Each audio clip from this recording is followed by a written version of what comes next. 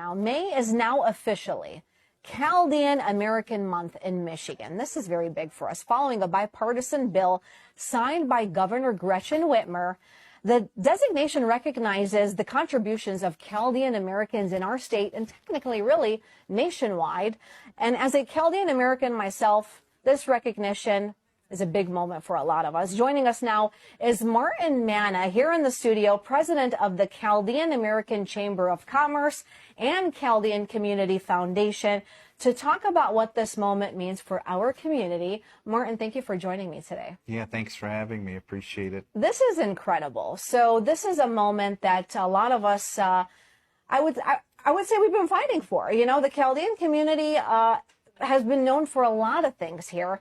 Talk to me about what this means for us. Well, I think many may not understand that this is the largest concentrations of Chaldeans in the world now, even outside of our ancestral land in Iraq. Some 200,000 Chaldeans call Michigan home, contributing nearly $18 billion to the state's economy. And it's important that I think people get educated and understand just how thankful and helpful we are to be here in Michigan and in the United States. And so this designation is great. We're using it mainly to educate the general public about the Chaldean community, why we migrated to the U.S., the contributions we're making here in Michigan, and also to help educators to help tell our story. I do want to dive deep into how Chaldeans have shaped several communities here in Metro Detroit. Talk to me about some of the significant roles we've played in some of these communities and what we've achieved. Yeah, so early on, I mean, maybe late 1960s, like my parents, the first 5 of us were born in Iraq, the last 3 of us here in Detroit. Most Chaldeans settled between 6 and 8 Mile in Detroit, which is known today as Chaldean Town. We're actually installing a historical marker later this month in Chaldean Town, but it's a big contribution. So before Chaldeans owned supermarkets in the city of Detroit, they were owned by the Jewish community. Before that, the Italian community. So we formed occupational patterns. Our community historically has been merchants. From there, we also went into other types of businesses. For example, the community owns a lot of hotels throughout the state, other types of businesses, whether it may be in T-Mobiles or other type of mobile businesses, service stations, restaurants. So we've had an impact on many local communities, including mainly residing in Macomb and Oakland County and throughout Southeast Michigan. I do want to get to one conversation. This has to do with Chaldean Town, 7 and Woodward. Yeah. There has been a little bit of a controversy about why that was named years later. What is your take on that? Because I know the Chaldean community has sort of branched out of that area. And now it's, you know, the significance is generally that area. So how does that play a role even in these times? Yeah, look, it's a historic designation. I think we're working with the Detroit Historical Commission, the Michigan Historical Commission as well. And we're talking about this early migration pattern. Like if you're in Highland Park, you'll see where the first automobile manufactured company is, or where the first cars were made. And so this is really a designation that helped tell our history.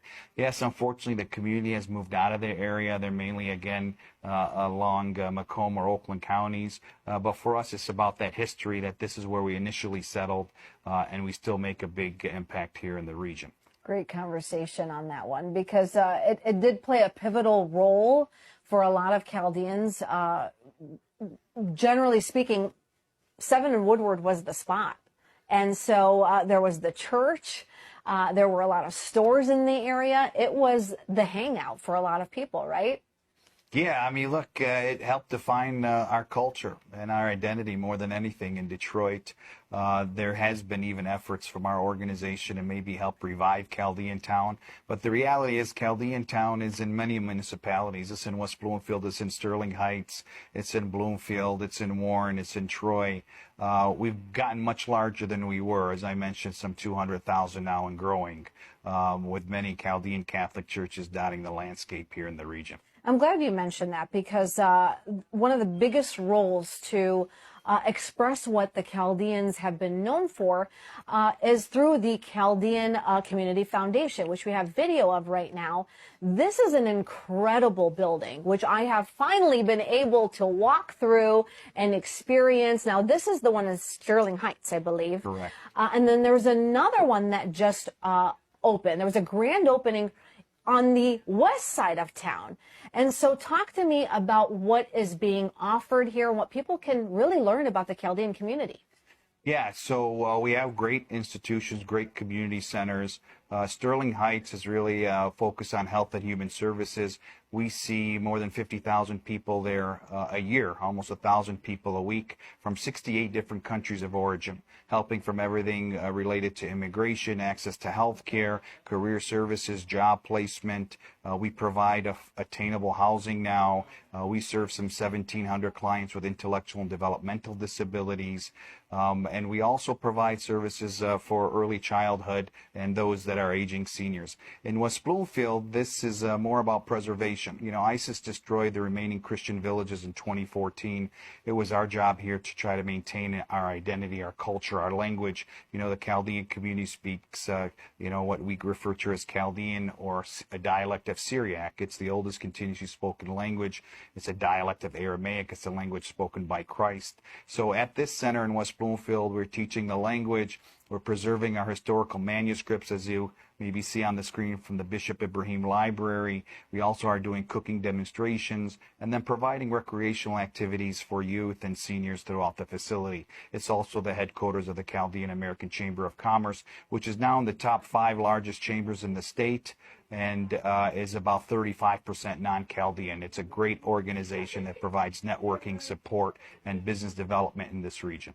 Which is a great opportunity for anyone to really check out. I mean, this is open to the entire public to learn more about the community and all the things that are offered in this facility, which is incredible. And one of my favorite moments recently was a few days ago when this month was recognized as Chaldean American Month, was this amazing celebration that the Chaldean Community Foundation put on, which I have some visuals of. And so talk to me about what it felt like celebrating this. This has been a long time coming, and you know, it's great to have you there. Thank you for joining us. Picture. I think there's a lot of proud young men and women seeing someone like you in your position, but we're also showing off the center. And again, the contributions that we're making, as like I said, we're proud Americans, proud Michiganders. But the celebration was a long time coming. And so we like to invite many people into the facility to learn about our wonderful culture and the contributions, again, that we're making in this region. And more importantly, what's to come there. We're going to be tripling the footprint of the current Chaldean Museum that will be also at this facility that people would be able to see on the screen.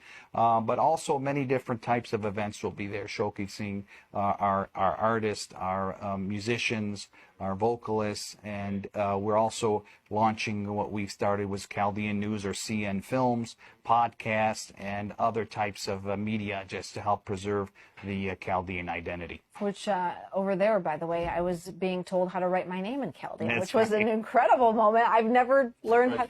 I didn't know how to do it. No. And you know, these are the moments that I cherish personally, because living on the West Coast, I felt like nobody knew what Chaldean was. You know, I would walk around and say, I'm Chaldean. They'd be like, what is that? Well, you know, I don't really know how to explain it. We were in northern Iraq, and now that area is not what it used to be. So being able to see what the Chaldean Community Foundation offers, as well as the incredible artifacts that were in that building, just to see some of the first ancestors that came to the country, and how they got here, and all these other pivotal moments that led to this specific month and why it's being recognized, it really is an honor. I mean, Martin, you've been part of this community for quite some time. You've been a leader for the community. What's your message here? Well, we're into storytelling, right? You mentioned the art. We have some fabulous artists. And a lot of the artwork you'll see at these institutions is really taking you back People who lose their history will lose their identity. And for us, it's important because of what's transpired in Iraq, unfortunately. There's only about 130,000 Chaldeans remaining there. It's just a matter of time until Iraq is just void of Christians. And we must do what we can here in this great state to preserve what is left of our identity. And that means preserving the language, the culture, and helping people just believe in the story that we're telling, that this shouldn't happen to other cultures.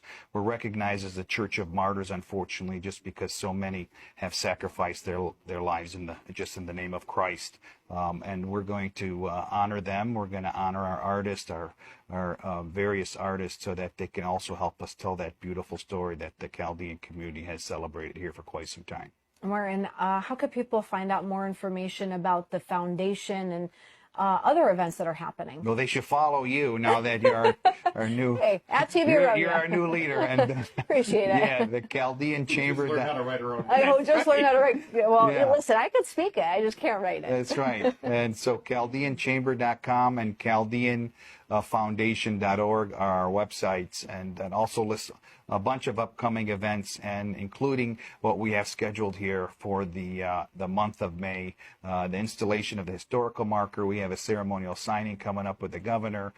Some of the local radio stations are broadcasting live from our studios, and we hope to see you guys back out as well.